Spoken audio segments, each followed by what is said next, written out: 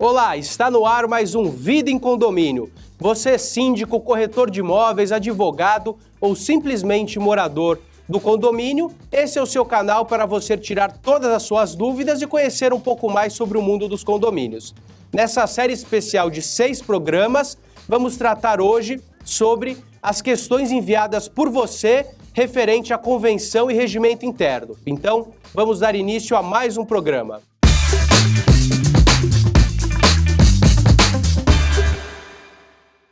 A primeira pergunta do programa de hoje é do Jocildo. O síndico tem que notificar e ou multar o morador que descumpre normas do regimento interno, como, por exemplo, o caso de quem anda de salto alto nos apartamentos de cima? O condomínio, ele deve respeitar o que diz a convenção e o regimento interno. Lembrando que esses instrumentos, eles regulam as relações nas áreas comuns, as relações de convivência.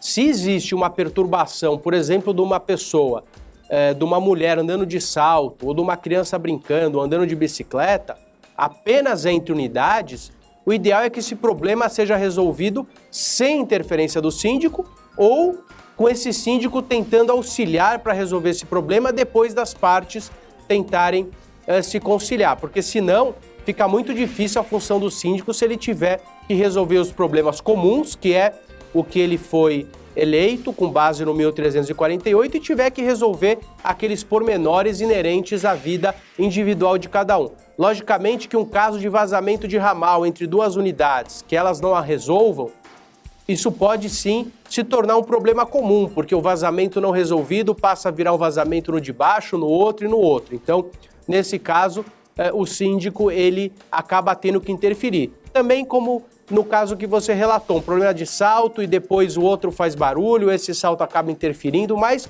o ideal é que os problemas individuais sejam resolvidos. E complementando a resposta com base na sua pergunta, cumprir o regimento e a convenção e as determinações da lei e das assembleias é fundamental para o convívio harmônico dentro de um condomínio. O que fazer se o salão de festas não possui horário de utilização previsto no Estatuto do Condomínio? A pergunta é do William. William, o salão de festas ele passa a ser um foco sempre muito grande de perturbação na vida condominial. Mesmo quando ele respeita um certo horário, ele acaba trazendo uma perturbação, porque os prédios normalmente não estão prontos para o isolamento acústico. Então, é importante que, antes da gente mencionar horário, que a convenção ou que o regimento interno ou que algumas deliberações em assembleia, desde que não vão contrariar o que está na convenção nem no RI, tragam situações para impedir barulhos dentro do salão. Por exemplo, a proibição de um som de um sistema de alto-falante dentro de um salão de festas, ou de uma reunião com fins políticos, ou de uma reunião que cobre ingresso. Então, essa é uma situação que deve sim ser debatida previamente antes de que exista um problema. A questão do barulho, existe uma legislação federal que impede o barulho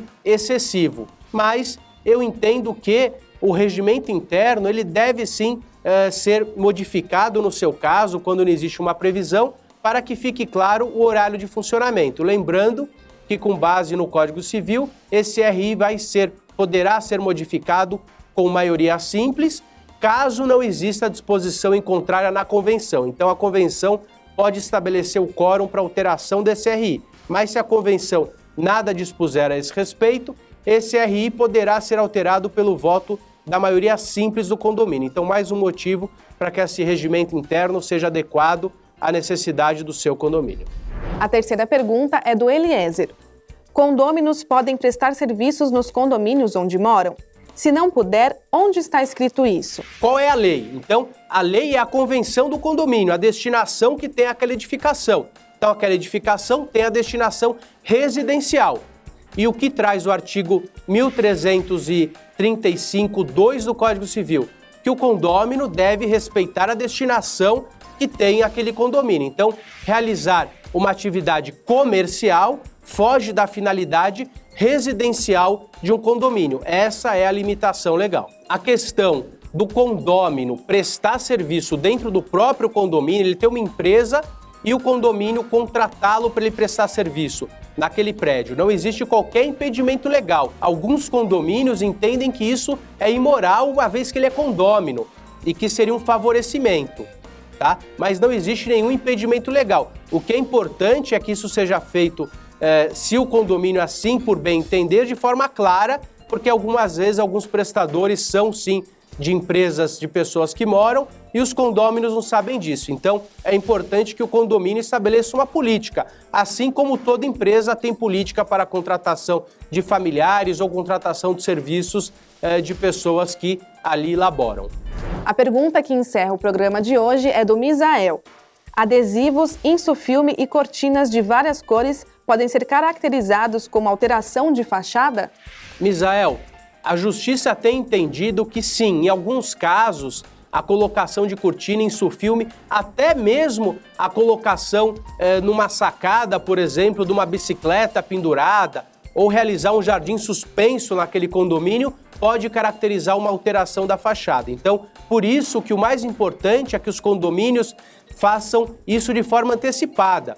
Chamem uma assembleia e padronizem essa situação. Por exemplo, se você colocar uma cortina clara, em tese, se ela é um tom de creme, ou um tom pastel, ou um branco, isso não vai trazer interferência. Mas, por exemplo, se a pessoa colocar uma cortina vermelha, ainda mais em um andar baixo, isso pode sim representar uma agressão às características arquitetônicas daquele prédio, diferente da colocação de uma cortina colorida no 20º andar. Então, esses padrões, eles precisam ser pré-estabelecidos e a gente precisa lembrar que a Justiça também pode ter uma interpretação diferente em alguns casos. Então, precisa ficar muito claro que existe uma alteração da fachada, algo que agrida aquela fachada. Então, o princípio é se aquele objeto, aquela cortina, aquele insufilme está trazendo um prejuízo estético de fato ou ele não está trazendo um prejuízo apesar de ter uma coloração diferente. Chegamos ao final de mais um programa,